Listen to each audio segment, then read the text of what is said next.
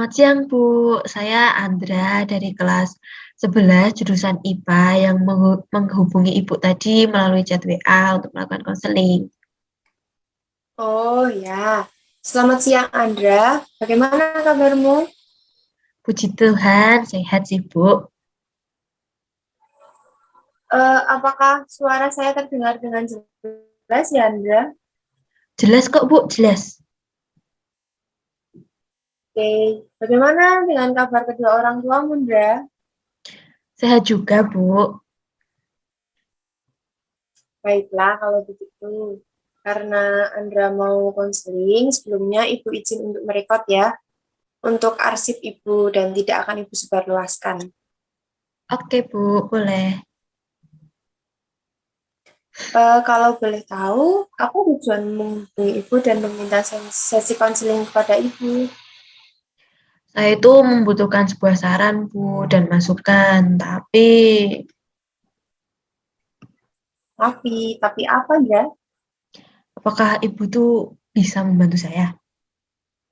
Oh, tenang saja. Ibu pasti membantu kok. Baik, Bu.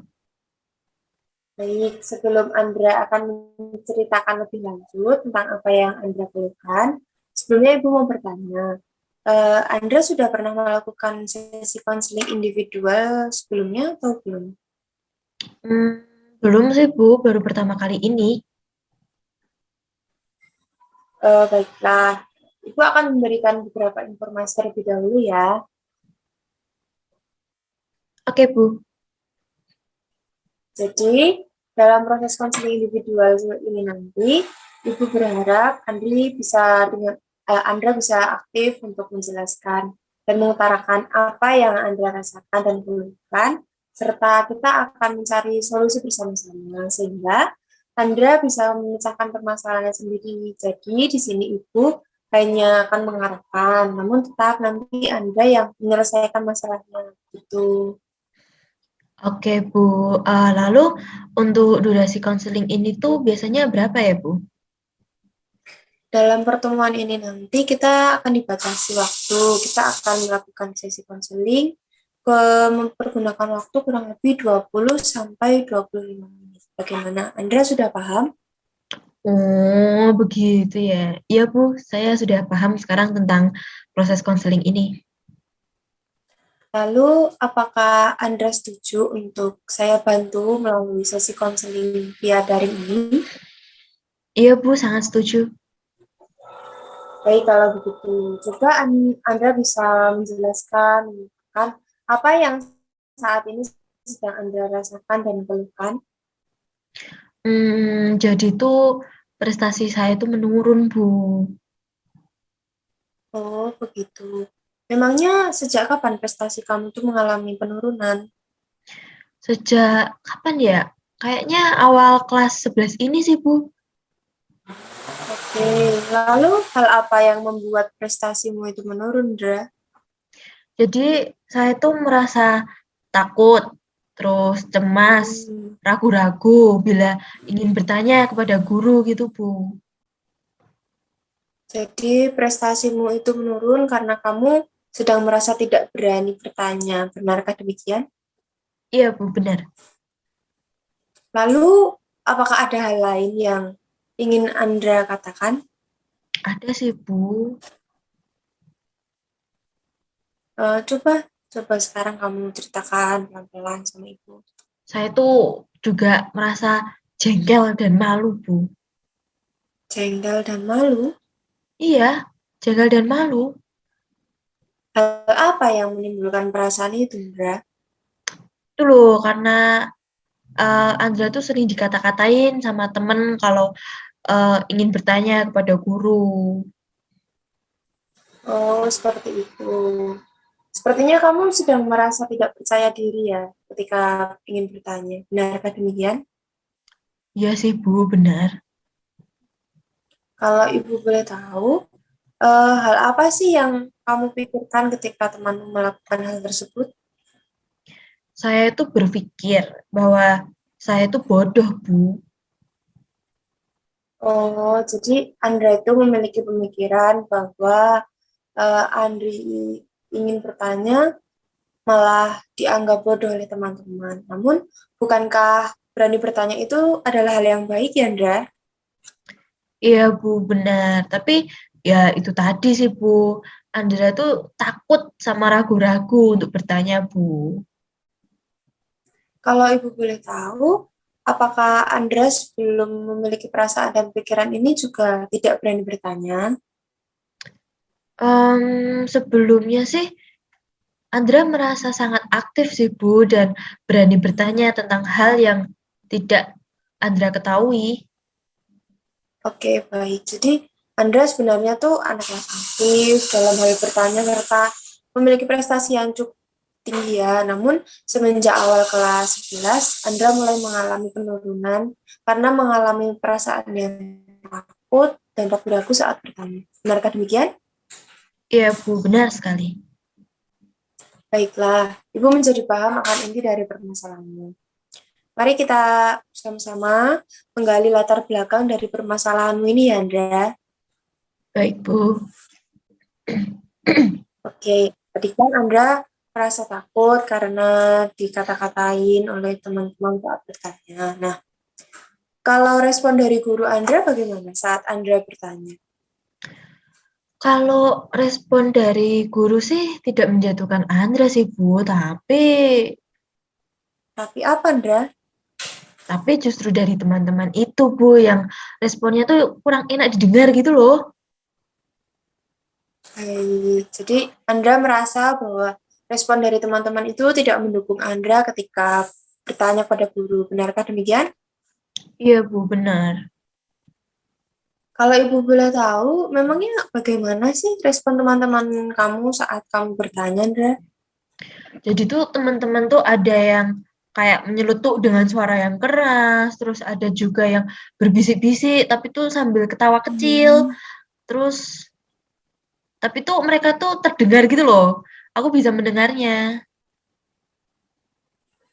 Oke, Ibu paham. Lalu, bagaimana respon atau perilaku kamu saat mendengar celotehan atau bisikan dari teman-temanmu itu, Indra? Biasanya tuh saya berdiam diri sih Bu sambil menundukkan kepala. Terus selama pelajaran berlangsung. Nah, saya juga berpikir bahwa saya itu terlihat bodoh karena sering bertanya. Oh, jadi kamu itu merespon mereka dengan tidak berbuat apa-apa, hanya berdiam saja dan berpikir bahwa terlalu banyak bertanya itu dianggap kurang pintar, benarkah? Iya Bu, benar. Eh, Sebelumnya, apakah Andri mempunyai pengalaman masa lalu yang sama mengenai bertanya pada guru seperti itu?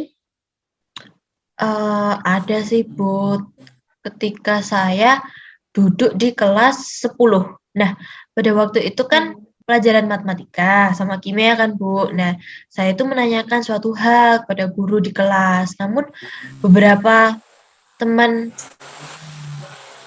sekelas itu tuh berkata kayak, ya ampun itu kan soal yang gampang banget, masa gitu aja nggak bisa masa kayak gitu aja ditanyakan sih. Nah gitu loh Bu, mereka tuh. Oh, iya, iya, iya. Apakah ada pertanyaan dari, apakah ada pengalaman dari cara kamu bertanya yang lainnya? eh ada sih Bu. Coba bisa kamu ceritakan, Dra. Ketika itu saya duduk di kelas 8. Nah, saya itu juga mengajukan pertanyaan, tapi kepada guru bahasa Indonesia.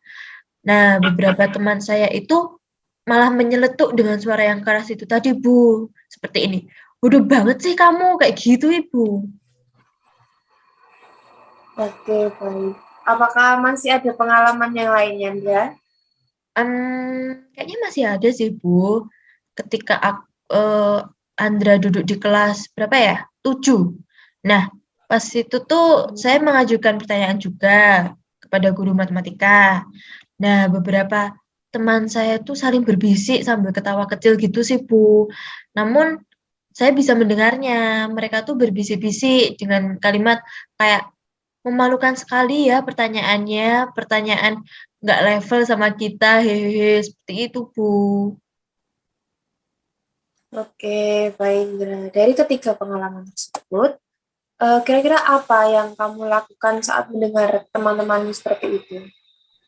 Ya, itu tadi, Bu, yang sudah saya sampaikan tadi. Kalau saya itu biasanya hanya berdiam diri sambil menundukkan kepala sama pelajaran berlangsung, Bu.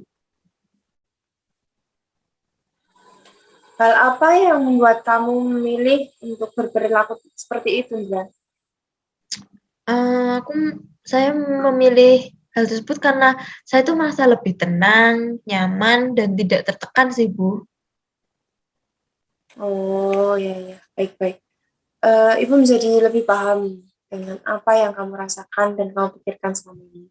Rasa takut dan cemasmu itu terus bertumbuh karena kamu mempunyai pengalaman di masa lalu yang hampir sama mengenai respon teman-temanmu saat kamu ingin bertanya kepada diri.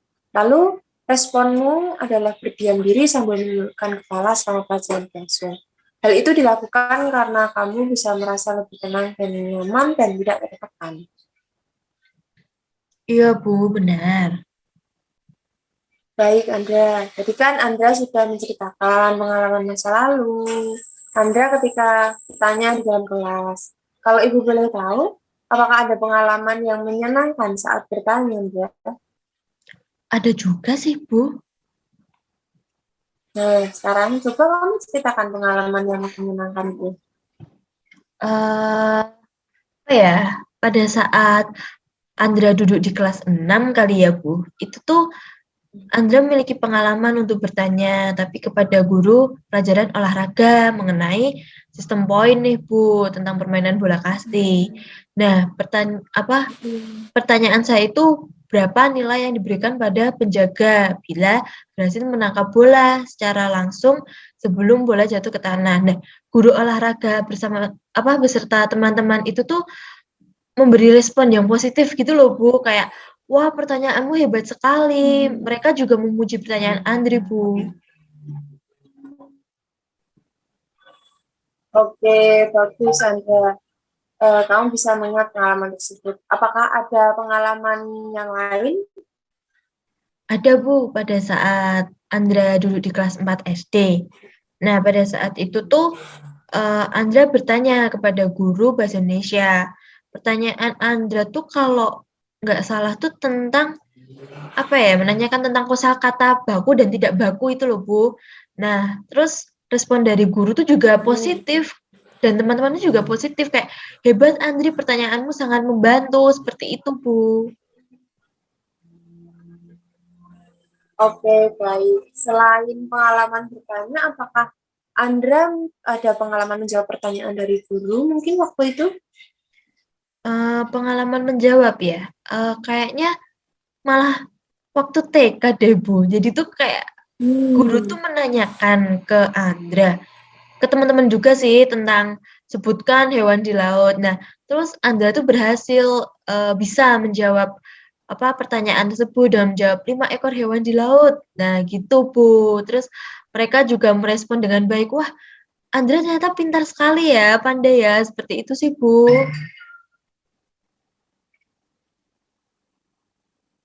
oke, baik. Eh, Andra kan kamu tadi sudah menceritakan pengalaman-pengalaman positif yang kamu dapatkan mengenai bertanya dengan guru. Yuk kita sama-sama sekarang mencari pikiran positif untuk menghilangkan pikiran negatifmu itu tadi, Andra. Baik, Bu. Dimulainya dari mana ya, Bu? Oke, sebelumnya Ibu mau tanya, apakah Andra tahu tentang pepatah malu bertanya sesat di jalan? Tahu sih, Bu. Itu artinya tuh kalau nggak salah kalau kita itu tidak berani bertanya kepada orang lain mengenai hal yang belum kita ketahui, maka kita akan terjebak dan tidak bisa bergerak maju. Gitu kali ya, Bu? Nah, pintar sekali kamu, Andra. Kamu bisa memahami arti dari pepatah tersebut. Iya, Bu. Terus hubungannya dengan saya apa, Bu? Nah, jadi gini, Andra, setelah kamu mengerti arti dari pepatah tersebut, maka Ibu berharap agar kamu keluar dari zona nyaman, yakni memiliki perasaan takut dan cemas tadi, Ibu yakin kamu tuh bisa dan berani untuk bertanya lagi dengan cara menghiraukan teman-temanmu. Karena kamu sudah paham bahwa jika kamu tidak berani bertanya tentang hal yang tidak kamu ketahui, maka kamu akan berhenti di situ saja dan tidak mendapat ilmu yang lainnya yang mengakibatkan prestasimu menjadi menurun. Andra kan juga bukan siswa yang bodoh karena dilihat dari pengalaman yang positif itu tadi. Andra mendapat pujian dari guru maupun teman-teman Andra. Apakah bisa dipahami, Andra? Iya Bu, sangat bisa dipahami. Andra juga menjadi sadar sih Bu, kalau apa ya, kalau Andra terus-menerus seperti itu, terjebak dalam rasa takut dan cemas, maka Andra tuh tidak bisa berkembang gitu loh Bu. Terus kalau Andra boleh tahu bagaimana Bu cara Andra untuk mengubah tingkah laku Andra itu? Oke, baik. Ibu punya beberapa kegiatan yang bisa kamu lakukan di mungkin mulai minggu depan ya. Kegiatannya ini misalnya yang pertama, bertanya 5 kali dalam 1 minggu. Yang kedua, mengucapkan dalam hati tentang kalimat penguatan diri seperti aku berani, aku hebat. Nah, setiap ingin bertanya, 5 kali dalam seminggu itu kamu ucapkan. Lalu yang ketiga, membuat catatan pertanyaan yang penting, misalnya 20 pertanyaan dalam 1 minggu. Lalu yang keempat, kamu bisa sharing dengan keluarga dan progres perkembangannya dalam melawan rasa takut 2 kali dalam seminggu, yakni misalnya di hari Rabu dan hari Sabtu. Itu apakah bisa dipahami, Andra? Bisa Bu, tapi untuk poin yang ketiga tentang membuat catatan pertanyaan itu tadi tuh maksudnya gimana sih Bu? Masih bingung Andra?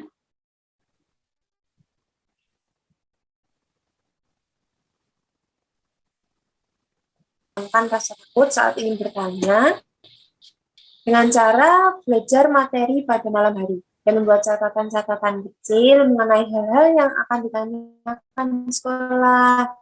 Catatan pertanyaan tersebut ditulis paling tidak satu pertanyaan pada setiap mata pelajaran. Dalam sehari misalkan ada 4 mata pelajaran, jadi catatan pertanyaan dalam seminggu itu ada 4 kali 5 atau sama dengan 20 pertanyaan.